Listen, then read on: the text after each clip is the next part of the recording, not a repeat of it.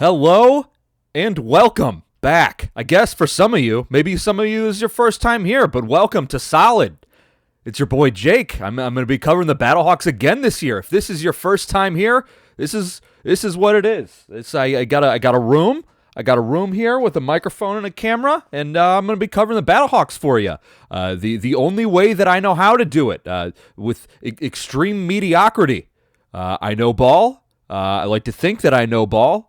And in the XFL or UFL, the Battlehawks is confirmed ball. So that's what we're doing. And if you're coming back, what's up, dudes? Or everybody? Everybody can be a dude, guys and gals, both of us. Thank you for joining me. You're one of the, I guess, dozens of people that actually, pay attention to the XFL other than just the game. Looking for a little bit of insight. That's what I'm here for.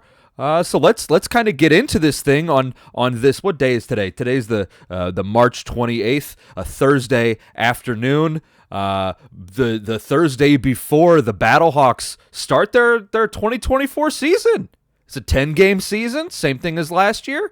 But it's the UFL now. It's no longer the XFL. They joined with the other spring league, the USFL, and they nailed the name, UFL. Way to really got both sides. Got both sides are happy with that one. But that's where we're at. No longer is it a two. Well, it's still a two-division league with only 4 teams in each league. Which was kind of a weird thing to me. Both the Battlehawks both the XFL and the USFL had 8 teams in their league, and I thought that they'd probably go maybe a 12 team league instead of just another 8-team league. But that's what we got. There's the USFL division, there's the XFL division. Battlehawks, as you know, are in the XFL division. And they will be starting off this season this Saturday at, what is it like? Let me see. I have it right here. At 4 p.m. Eastern, 3 p.m. Central, playing the Michigan Panthers. That's what's going on. But we got a team to talk about. We got a team. Last year when I was covering this, I kind of introduced every single player on the team to you guys. Kind of wrote about them, what their draft, I'm trying to think of the right word for it. Draft. Not mock up, like they're what smart people said about these guys if they were going into the NFL draft. Kind of introduce them, and maybe some people like our quarterback, who we have once again, AJ McCarron, the kind of things that he's done in his career. But we're not going to do that. We're not going to go guy by guy, line by line, talk about how old they are, what their play style is, where they went to college. We're not going to do all that kind of stuff. We're just going to kind of go through the roster, see what we got going on here with this Battlehawks team. We got some returning guys, which is both good and bad. We got some new guys, some really good new guys, and we lost some guys. So let's see what we got going on here. First of all, we're going to start with the offense. The offense is the entire Battlehawks roster. Let's see what we got is. The entirety of it is 51 guys. 51 guys on the roster. We got 3 special teamers. We have, should have counted before this, but you know that I don't often stay prepared. We got 1, 2, 3, 5, 6, 7, 8, 9, 10, 11, 12, 13, 14, 15, 16, 17, 18, 19, 20, 21, 22, 23, 24, 25, 26, 27, 28, 29. 29 guys on offense, 3 special teamers. You do the math. I'm not doing it on my phone right now. Let's see. 51 minus 29 minus 3. So 29 guys on offense, 19 guys on defense, and 3 special teamers. But let's get into this. Obviously, we're going to start with the quarterback position. We have AJ McCarron back, which is huge. Midway through last NFL season, I believe it was. At some point last NFL season, he got picked up by the Bengals because Joe Burrow, their starting quarterback, had the whole wrist thing where he couldn't actually throw a ball anymore. So they picked up A.J. McCarron to be their third stringer. He didn't really play that many games, that many plays, actually, that many snaps. He didn't get that many. But he was on their roster. And the weird thing about this whole situation is that the NFL league year ends on like March 14th is when the new league year began. So we're thinking like, okay, the XFL's training camps are starting sometime in late February, maybe mid-February, something like that. Is AJ McCarron going to get the entirety of the snaps with the team? Because if he has to wait till the league year, the new league year, NFL league year begins, he could only have like a couple weeks with the training camp. Luckily, Bengals released him. And then there's a few weird things going on. AJ didn't like the players union because it's like actually a steelworkers union or something. Like, I don't understand unions.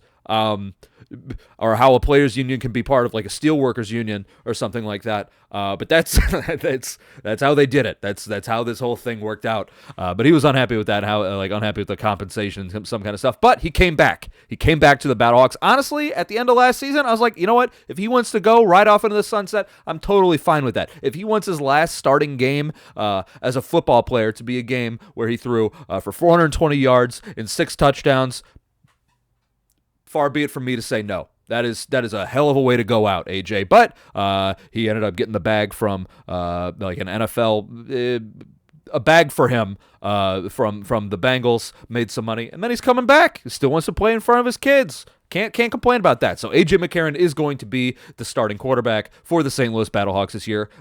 As you know how time works, last year AJ McCarron, 32 years old. I'm never going to guess, but this year he's actually 33 years old. And when we're talking about elite quarterbacks in the NFL, some of these older guys, the Tom Brady's, I guess he's really the only one because every other old guy kind of just stinks, right?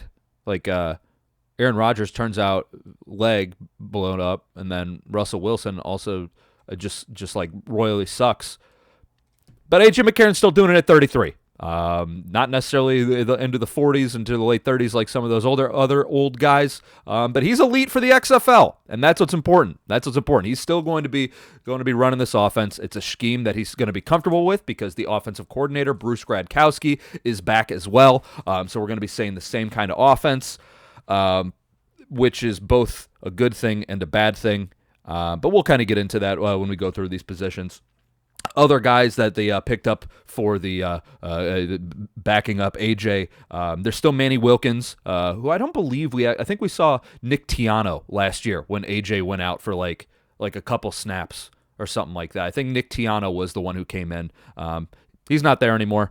He went to some other team. Don't know which one it is, but the second string quarterback is going to be Brandon Silvers. Brandon Silvers was on the Houston Roughnecks last year. He's not bad. The guy's got a cannon. I don't want to say cannon. The guy's got a good arm. And he can throw the ball. He can spin the ball around. If a 33-year-old A.J. McCarron goes out for any reason, Brandon Silvers, not a bad guy to have as a backup. He was a starter in the XFL last year. So I mean, we know that he can do it. So that's a good thing. Other than that, wide receiver wise, this is a big one.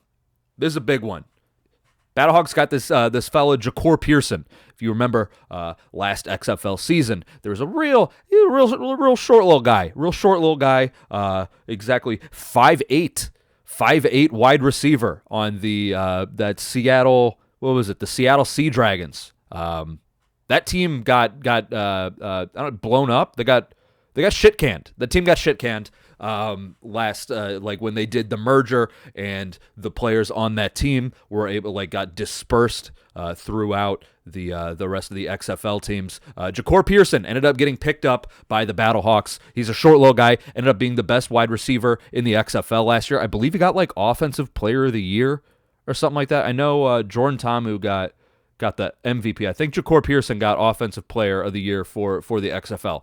Battlehawks got him. That's good. That's a really good thing because the guy's like speedy quick. The guy's goddamn lightning is what he is.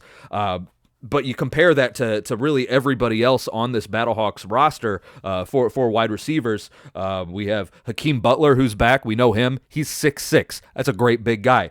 We got Marcel Aitman, the guy that the Battlehawks drafted first in the 2023 XFL draft. He was their first round pick. He's 6'4". These are great big guys. You get a short, little speedy guy like that, now we're talking. Because no longer is the what was his name? Ricky Prohl's kid.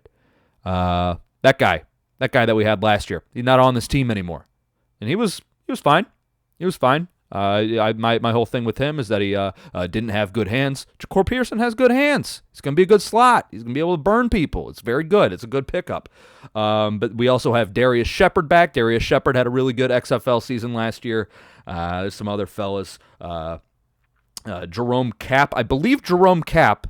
If you watched the Hard Knocks last year for the New York Jets, or maybe you saw it on Twitter, on Instagram, something like that. But he was the rookie that ended up not making the team that did the 8 Mile song. He was the one that did that on Hard Knocks. So character. He hung around the Jets for a minute. So, well, not even a minute. He didn't make it through training camp. So take that for what it is. But character to be sure. The guy seemed likable. Seemed like people liked him. Does that mean we're gonna like him? Yeah, absolutely it does. So what did I say? Ja'Cour Pearson, Marcel Aitman. There's a guy named Blake Jackson. Darius Shepard returns. Jeff Thomas, Jamarcus Bradley, like I said, Jerome Cap, and Hakeem Butler. Those are the wide receivers. Going on to running backs. So this is kind of a not a good spot for the Battlehawks. If you remember last year, it was pretty much Mateo Durant and Brian Hill were the two running backs last year, and the Battlehawks running game was garbage. It was very bad. Just the lack of usage, or the lack of efficient usage of the running backs. They weren't necessarily great in the passing game either, and it didn't help that the offensive line was, and we'll get to it, but looks like is going to be dog shit again. Running backs, we got Jacob Sailors, Mateo Durant, and Wayne Gallman. The only one that really looks familiar there is the Mateo Durant. Honestly, if we're talking about the same offense as last year, this is probably going to be a tough spot. Even if one of these running backs is talented, the offensive line sucking butt is probably not going to be helpful. And we're certain to have a very frustrating year seeing that coming along. As far as tight ends go, big one that came back, Jake Sutherland, how tall is Jake Sutherland? 6'4", 28-year-old. He was good last year. He was good when they actually threw him the ball. Another lacking area of this Battlehawks offense last year was that they didn't actually get the ball to tight ends that often. And when they did, they were incredibly efficient with it, and they got actual yards. They got touchdowns. It was good. But I think Jake Sutherland had like 4 targets on the entire season, and like 2 of them were for touchdowns. It's like, why are we not... Here's the deal. If you're new here, I get frustrated easily, and I get hot. I run hot. That's kind of I run hot often, and I go on tirades, and I don't got a good brain. But Jake Sutherland's back. They got a guy, Kamari Averett, who is 6'6", bigger guy, 26 years old, bigger and younger. But we do like a Jake Sutherland, big old bearded guy, so that's good. Oh, when I was going back to the running back thing, too, I don't know if anybody saw that. You guys probably didn't see it because why would you pay attention to it? But there's a guy who also came from the Houston Roughnecks last year, a guy named Max Borgi. He was supposed to be playing for the Battlehawks. He got signed to the Battlehawks until he said, I don't want to play football anymore, and he's no longer there, and he would have certainly been an upgrade over any of these 3 people. So that's what we got going on. Going into the running backs as well, Mateo Durant, going back to them. Sorry, not a clear mind right now. Mateo Durant, 5'11", 196. Jacob Sailors, 5'10", 199. Wayne Gallman, the very interesting thing about him, 6 foot tall, 215 pounds. So he's really the only meat boy. He's a big old wad of meat that what I say, Wayne Gallman. Wayne Gallman, big old wad of meat. He's going to be fun to watch if he's actually the kind of guy that can be the cannonball. As far as the offensive line goes, I mentioned it before. Offensive line last year, very terrible. Awful. I believe I came up with a bunch of nicknames for these guys. The two tackles were Jawan Bushell-Beatty and Jared Jones-Smith. They're back. They just got nicknamed the Hyphens because they have hyphenated last names, and themselves don't actually do anything. Pretty bad. That led to A.J. McCarron. I don't know if he was the most sacked player because he had to sit that game out or a couple. Yeah, it was a game. I believe it was an entire game that he didn't play. But he had to sit out a game, which certainly helped him not be the most sacked quarterback. But the Battlehawks were the most sacked team last year, and we're starting off with the offensive tackles that are not very good. Jawan Bushell-Beatty Jawan Bushell-Beatty, 6'5", 318, 27 years old. Jared Jones-Smith, 6'7", 295. That's a small tackle. And he is 28 years old. So they're not like super old guys, but they play old. I remember last year seeing them like just reaching for everything. Not good. They just got beat a lot. So that's a bummer. Then the unsettling thing about all this is that the Battlehawks have on their roster 9 guys for their offensive line. 9 guys for their offensive line on their roster. And one of my grievances, if you will, is kind of just pissed off about it a lot, is that they kept playing these offensive tackles, except for one where I believe is Jared Jones-Smith actually got suspended for like a game or two because he tried to smash a guy with his helmet, which I love that kind of feistiness. Beat the shit out of a guy. I love that for you. And then the guy Eric Magwood came in, and Eric Magwood I felt played better than Jared Jones-Smith. But then when the suspension was over, they just went right back to Jared Jones-Smith and not doing a whole lot with him after he came back. So it didn't really make a whole lot of sense. Listen, there's a good chance that a offensive line coach knows more than me. There's a good chance of that. There's a pretty good chance of that, actually. They do confirmed know more than me, but I saw what I saw. I saw what I saw out of Jared Jones-Smith, and it was not good. I saw what I saw out of Eric Magwood, and I thought it was a little bit better. But they went right back to the guy that it didn't like. But my point is that they only have 9 guys on their roster, so it's not it is depth, but I'm looking at this, and it looks like 5 of them are interior offensive linemen. We got Donovan West, who's a center. We got Mike Panashuk, who was the center last year. Not bad. I liked him.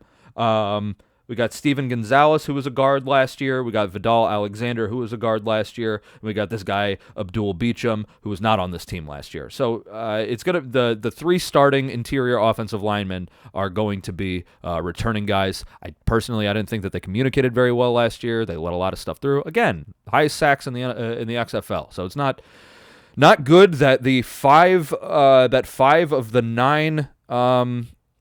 6 of the 9 offensive linemen that the Battlehawks have on their roster are returning guys. Would have liked to see different people there. But maybe one of these 3 other guys, the Donovan West, what's his name? Teton Salts, Saltes. It's either Salt or Salties. Salties. Teton is what we're going to call him. Maybe Teton or Abdul Beecham. Maybe somebody will step up, or Donovan West. I don't know. But the tackles are my biggest problem. They're probably, when we're talking about protection for a 33-year-old quarterback, they're going to be the most important ones there. So that's not good. So that's the offense. We got a bunch of guys that are going to be familiar with us. The really only big change of people that we are not familiar with is going to be the running backs. But with this offense, it's a pass first offense. They pass to establish the run, which I don't know. I don't know about that. I guess it's kind of, I understand the validity of that. I don't necessarily like it, but that's where we're at. that's where we're at with this. I guess if you're an offensive coordinator, you're thinking that it's going to be easier to beat UFL caliber corners rather than try to run against teams. But we'll see how that goes, and I'm sure it'll be frustrating, and you're going to be thinking, okay, Battlehawks are up 24 to, I don't know, call it 17. We just need to run the ball out on this drive, just bleed clock, and then that's not going to happen. The other team's going to get the ball back certainly multiple times this season, and we're all just going to be really frustrated about that because running the ball is not something that this team does well, kind of structurally. So that's what we're doing with the offense. Talking about defense right now.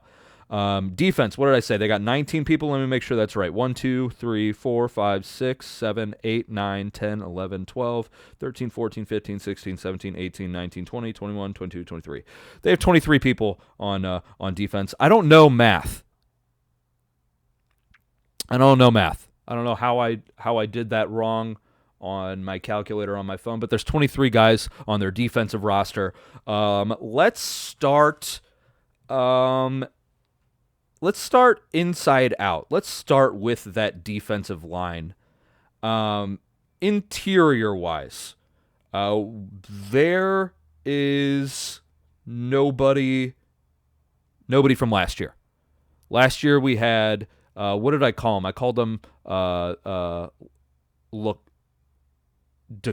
I don't know, but LaCale London was the best person on the Battlehawks defensive line last year. He ended up getting signed by the Falcons. I think he actually played and didn't do too awful. I'm sure you could look that up. I'm sure he didn't play good, but I don't think he was like the way. Anyway, LaCale London is no longer on this team. There was a couple other guys that were not bad, kind of in the guts of that defensive line, and they're not here. So now our interior defensive linemen, we are looking at Antoine Jackson, we are looking at Kobe Smith, and we're looking at Austin Fauliu. Man, those Pacific Islander names are not easy for your boy. Fauliu. Austin, Fauliu. Fauliu. Austin Fauliu is his name. But those are the three guys in the guts, along with, another Tautala Pesafia Jr. Tautala Pesafia Jr. Is also one of the guys in the guts. We'll see how these guys do. As far as the edge rushers, this is good. This is good for this defense. In the middle, we'll see how that goes. It's going to be kind of a weird thing to say or to see. But the edge rushers for this team, an edge rusher is a rotational piece, and buddy, we got some guys to rotate. All right. Our 4 defensive ends. We're looking at Travis Feeney's coming back. He's a little bit older, 1 year older than last year, as we've already kind of covered. 31 years old, Travis Feeney. He was good. He was violent. He was good. He got after the quarterback. He got quarterback hits. Love that. Alorm Lamore. Also, he was good last year. These are good things. We got 2 good guys returning. We got Freedom Akinmoladun. I'm proud of that. I'm proud of that. I'm proud that I said his name. I'm proud that I crushed that. I did pretty good on that one. Freedom Akinmoladun, he was good last year as well. But that's only 3 guys, Jake. That's only 3 guys. I thought you said there were 4 guys. My dude, that is because we got Pita Taumapenu. Pita Taumapenu, I believe, got Defensive Player of the Year in the XFL last year. This is good. Maybe I don't know if he did or not. I wish I could look. I wish I could look up stats for these guys for you for the XFL.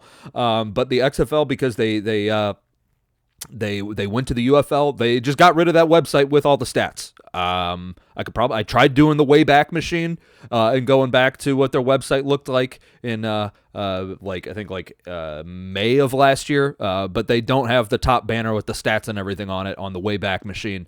So I could not look it up for you. But Pita Taumapenu, he good, man. He good. That's four good edge rushers. And if we're talking most valuable people on a defense, probably the second most valuable position on a football team is the edge rusher. I would say quarterback, obviously number one. I think defensive end, edge rusher is going to be a very clear number two. So yes, that is four good guys. That is four good. That's a very happy thing to have. And if you have good edge rushers, a good rotation of edge rushers to be able to go through in Donnie Abrams' defense. Donnie Abrams runs a kind of a little bit of a Tampa 2. And we believe that he's smart enough to be able to get that rotation going. It's going to be good.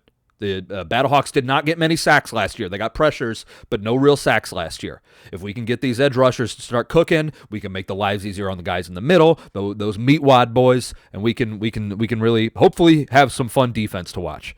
Because a lot of last year was like that bend don't break kind of stuff because they were picking on the corners. We'll get to corners though. As far as linebackers go, we're looking at 5 linebackers. Sorry, I need to get a drink. Where's my Gatorade at? Looking at 5 linebackers. 4 of them are returning guys. We got Lakeem Williams, we got Willie Harvey, we got Mike Rose, we got Carson Wells, are all returning. They were middling last year, I'd say. They were not the ones that normally got picked on. There's a few explosive runs that the defenders had last year where you could kind of see that the linebackers were kind of getting taken advantage of a little bit. But they're fine. I think they're good. And again, it's another year in the same system. They'll be able to hopefully grow and do better. None of these guys are abhorrently old or anything like that. The oldest person in that group is Willie Harvey, who's 28 years old. Mike Rose, I didn't realize, 23 years old. He's just a young gun. So yeah, no, it's a good age. I don't believe any of these guys. Maybe Mike Rose had a little bit of an injury last year, or maybe that was Carson Wells. But they're not bad. This is good. The one guy who we have coming into this team, Callahan O'Reilly, he was a 6'2", 230-pound linebacker. So it's good. I'm happy with the linebacker core. I can't be mad about that. Again, it's the XFL, it's spring ball. Who the hell knows what's going to happen with this? That's kind of the best part about it. Let's see. Let's go into defensive backs. We will start with the safeties. We have Ben DeLuca is returning. We have a guy, Quinterio Cole, and Drayvon Askew Henry. Those are 2 new guys. Those are our safeties. Safeties were trouble last year. Hopefully these guys can be an upgrade. I believe Ben DeLuca was a guy who missed some time last year, but I believe he actually got some look. A few NFL teams looked at him, I believe, at Ben DeLuca. I think he got invited to a few training camps. He's not bad. He's not a bad guy. If we can kind of shore up the rest of that safety position, that'll be very good. Hopefully, Quinterio Cole and Drayvon Askew Henry are the answer to that. None of them are anything like physical specimens. They're all about 6 feet tall, within an inch of each other, and they're all 200 and some change. They're not great big guys, not anything like huge length or anything like that, but that's what we got going on. And Ben DeLuca, a white safety. We know how that goes, but we'll see. White safety in the XFL might not be too bad of a thing. Cornerbacks. Cornerbacks, we are looking at 7 cornerbacks, and 3 of them are returning. I believe Tim Harris was on this team last year. Lavert Hill certainly was. Got a couple of tasty picks last year, that Lavert Hill. Kind of, shit in coverage, but kind of all these guys were. And then Brandon Sebastian is also back. If you don't remember Brandon Sebastian, he was the one who got an interception, and then the reporter came over to him on the sideline and asked him about his dead brother. I'm not a journalist, and I'm not a sideline reporter, but I think don't bring that up. I think don't bring that up right away after the guy gets an interception. Seems weird. Seems weird to say, "Hey, Brendan Sebastian, great interception. Tell us about that. Tell us about your brother who you have a tattoo of on your arm." And then he says, "Well, he died." And it's like, well, maybe we don't. maybe if we don't know, we don't know, and it's probably better that way. So that was weird. Anyway, these guys got picked on a lot last year. Hopefully, these guys that they brought in, Kalen Kennedy, Chris Payton-Jones, Channing Stribling, and Cameron Kelly. Hopefully, these are guys that can help shore up that position. I'm not entirely sure. So that's what we're looking at for the defense for this Battlehawks team. Again, a lot of returning people. I honestly I didn't think there was going to be this many guys that returned. I was very curious to see what kind of guys that the Battlehawks were going to roll out with this year, and it's a lot of returning guys. Which I know that some guys did not play their best last year, but maybe another year in the system. I keep saying that. Maybe another year in the system, that can be a good thing. We will find out very shortly. We will find out actually in 2 days. In 2 days on the 30th, what did I say, at 3 p.m., we'll find out if another year in the system is something that these guys needed. As far as special teams goes, Alex Matheson is the long snapper. I believe he was the long snapper last year. I believe that. I think he was. But Sterling Hoffrichter is the punter, and I like me a Sterling Hoffrichter. Sterling Hoffrichter, he can punt. He's no whatever the guy that got, there was one of the guys from the XFL last year that got picked up by the Packers, that punter. Oh, man. If I wouldn't have brought it up, I would have been able to bring it up. I know his name. It's like Wayman? I can't remember. But the guy's got a cannon of a leg. And he got picked up by the Packers. That's kind of what the Eagles were going to grab him. But Sterling Hoffrichter, he can punt. The guy can punt. He's not a bad punter. And then there was also the fake punt to, I believe it was Darius Shepard. I believe. Might have been somebody else. But he threw a fake punt, and he spun it. I love being an athlete. I love being an athlete as a punter. Normally, like, the most, like, athletic guys on the team as far as, like, different sports and stuff goes. But the guy can spin it. I love me a Sterling Hoffrichter. And then the new kicker, Andre, brother, I don't know how to pronounce that last name. Szmyt. Andre Schmidt. I'm going to call him Schmidt. I know that's wrong. Smith. Andre Smith. S-Z-M-Y-T. Smith. Andre Smith is the new kicker, which is good because we had that guy, that Q-tip guy last year. I don't remember his name. I should have looked at my notes from last year. I have that notebook sitting right next to me. Should look at my notes from last year. But our kicker last year, not good. Not good at all. I believe he had the lowest kicking percentage of any kicker that kicked the entire season. Brother, it was bad. He missed some bad. They weren't he plays in a effing, he plays half of his games in a dome. If you play half your games in a dome, you better make them kicks, guy. You better make them kicks. What are you doing? And he was missing kick, but we don't have to deal with that anymore. We got Andre Smith out of Syracuse. And I didn't realize Sterling Hoffrichter out of Syracuse, too. I wonder if they ever played together. Andre Smith is 25 years old. Sterling Hoffrichter, 27 years old. So they might have had a little bit of overlap there. I'm not entirely sure. Anyway, that is the special teams. So, guys, that is your team. We got, I'd say, what did it seemed like it was probably, it almost seemed like it was probably over 80% of the guys are returning guys. So that's good. We got a lot of familiar faces. We got some new guys that can hopefully shore up some not great positions, but that's it. That's what we got for this Battlehawks team. Like I said, going to be playing the Michigan Panthers on Saturday. I'm excited. I've kind of changed my tune on the on this spring ball, on this UFL a little bit, because what I initially thought, and it kind of seemed like at the end of the XFL season last year, is that we saw the XFL was putting out all these PR statements blank, LaCale London invited to Steelers camp, Ben DeLuca invited to the Falcons camp, whatever. I probably mixed those two up. But it seemed like they were okay, we're going to actually get a lot of these XFL guys that can go to the NFL. Turns out, no. Turns out that this spring league is almost more of a rule, okay, so the NFL just adopted a variation of the XFL's kickoff style. for the 2024 season in the NFL. They took the XFL's a variation of the XFL's kickoff style. I'm almost wondering if this. And then also the NFL did a rule where they're going to start looking at some penalties from a sky judge, like what the XFL has. Just hopefully it's not Dean Blandino. I hate that fuck.